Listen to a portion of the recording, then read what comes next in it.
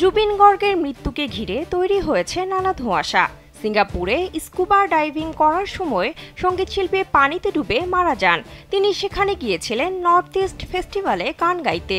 জুবিনের মৃত্যুর পর ওই অনুষ্ঠানের আয়োজক শ্যামকানু মোহন্ত ও গায়কের ব্যক্তিগত সহকারী সিদ্ধার্থ শর্মার বিরুদ্ধে অভিযোগ দায়ের করা হয়।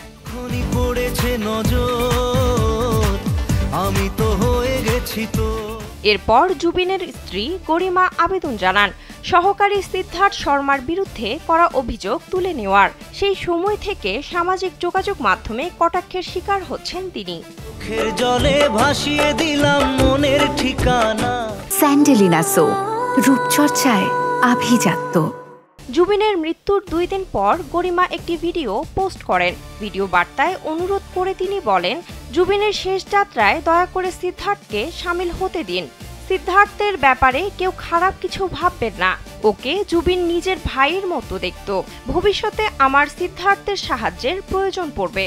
ওকে ছাড়া আমি এই পরিস্থিতি সামলে উঠতে পারবো না।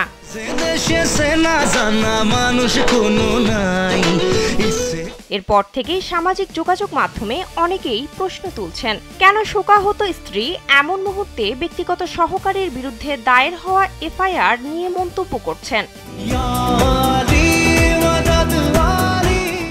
জানিয়ে কিছু ভক্ত মন্তব্য করেন, 2 দিন আগে স্বামী মারা গেলেন, অথচ তিনি শোক প্রকাশ না করে সামাজিক মাধ্যমে এসে অভিযুক্তদের নির্দোষ প্রমাণ করার চেষ্টা করছেন। অবশ্যই কিছু রহস্য রয়েছে।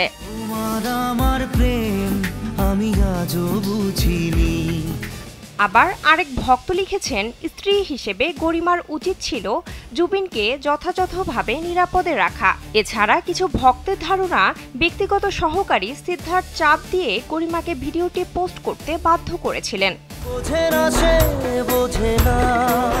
বিনোদন ডেস্ক, কালবেলা।